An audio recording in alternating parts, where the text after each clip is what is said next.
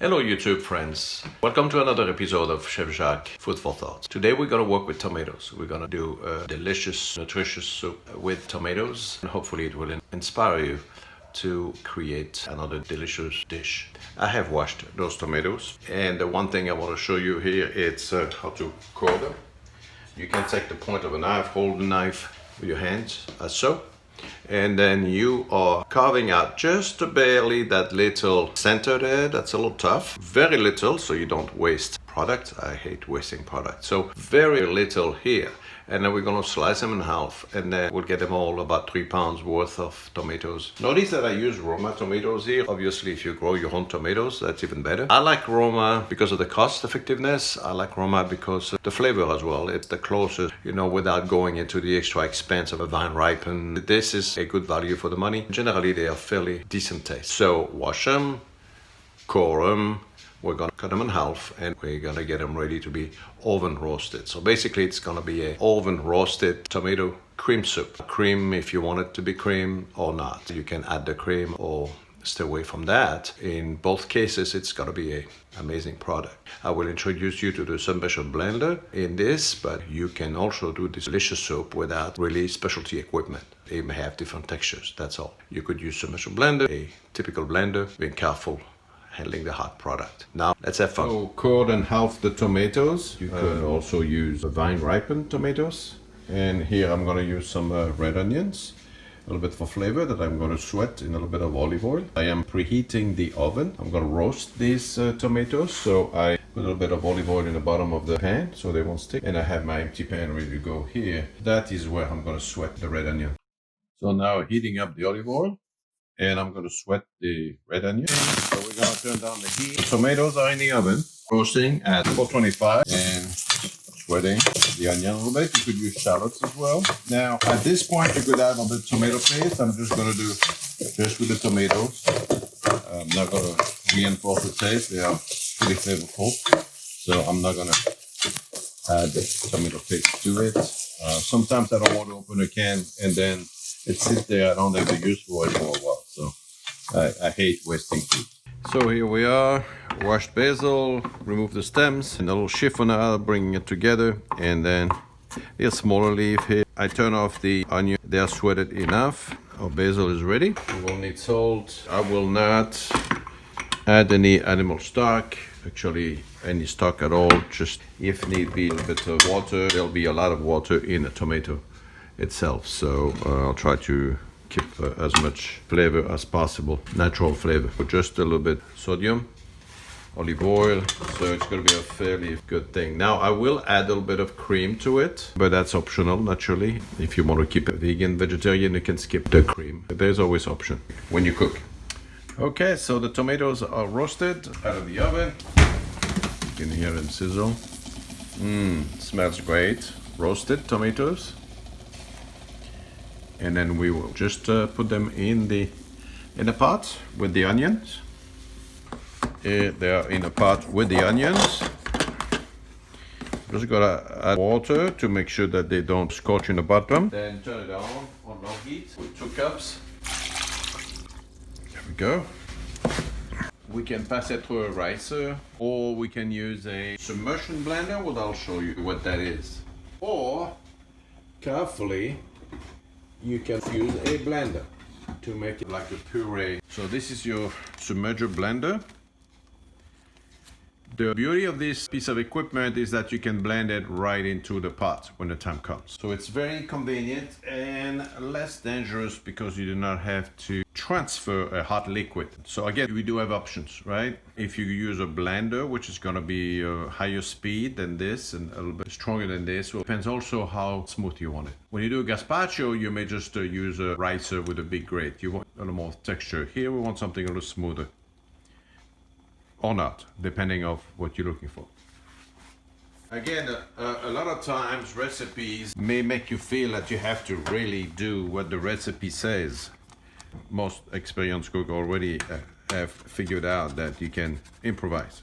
The more you learn about cooking, the more you learn how to improvise and get good results. One of the key ingredients for that is that you learn your ingredients. You learn what it tastes like. You learn about what cooking does to food.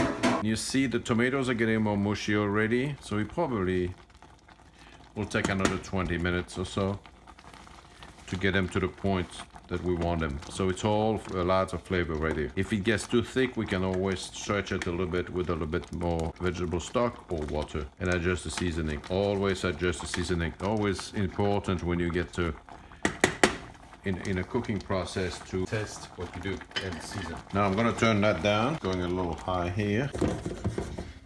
It always smells wonderful. I decided to add 2 teaspoons.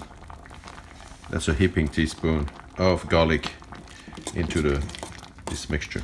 Minced garlic. I make my minced garlic ahead of time, all a bunch at a time, and then put a little bit of olive oil and keep it in the freezer as I need it. That helps cut costs. The chop of garlic that you buy in the store is fairly expensive. Also, it saves you time because you do it in batches. You can use a food processor. You can use different tools like that to do a big quantity at a time and then store it. You can keep it in the freezer, small containers, and then pull one container at a time to use it as you need it. The other advantage of doing that with garlic is that you don't have to have your hands that smells like garlic if you don't use gloves when you all little neat cooking tricks. I'm gonna set the alarm on 20 minutes now. I think we'll be very close to finish this. Okay, it smells good. It's almost done. I'm gonna stretch it a little bit. I'm gonna add 2 cups of water. Let's say 1 cup first. 1 cup might be enough. Keep it cooking for a little bit and blend it, and that should be good. So a total of about 3 cups of water. That makes up for some of the evaporation.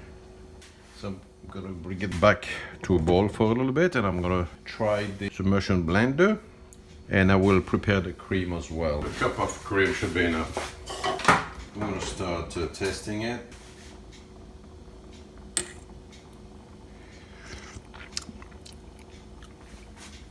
Pretty good. A lot of people, when they work with tomato sauce, tomato soup, they add sugar. I do not.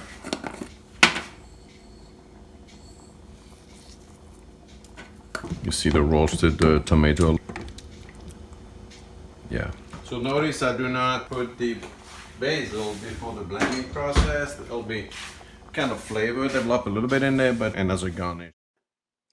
Hello folks, this is the submersion, also called the immersion blender that I show you in this video. All right, I'm gonna turn off the heat.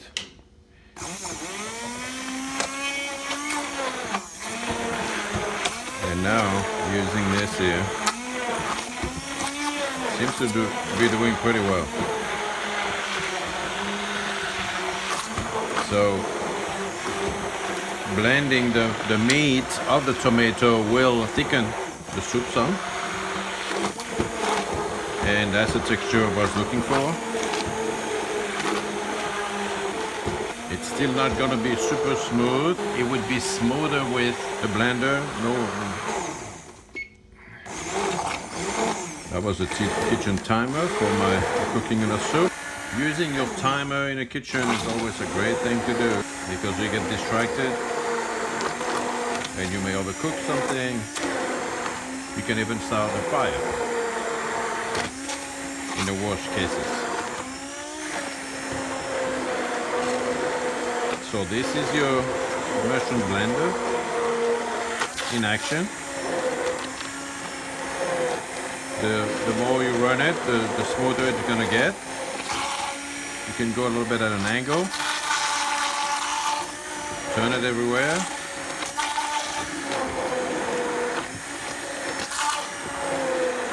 Now to add your cream, it's recommended that you add the cream hot in a hot liquid, or you might have your cream may break. So for this, you can heat it up in the microwave. I'm going to start with a cup and take it from there. Prior to this, I'm going to add the basil to make sure that the flavor of the basil blend well in the soup. Let the basil leaf infuse its flavor with the tomato. Those flavors go well together.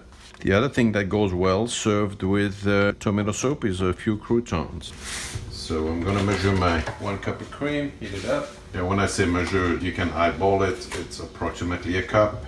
This is not like baking and pastry. It's not an exact science.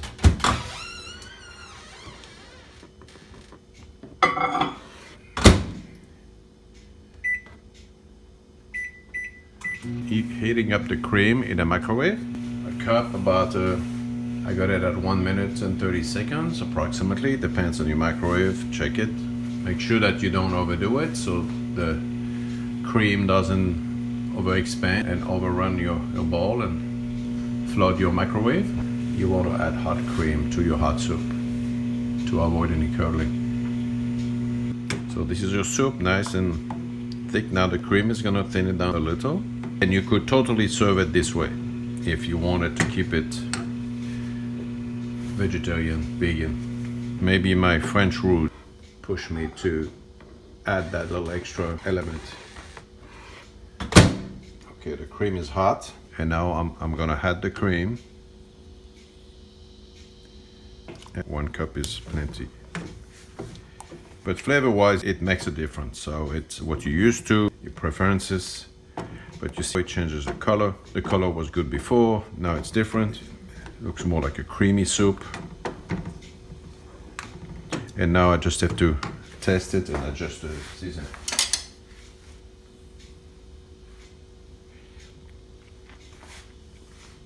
Oh my. Perfect. Excellent.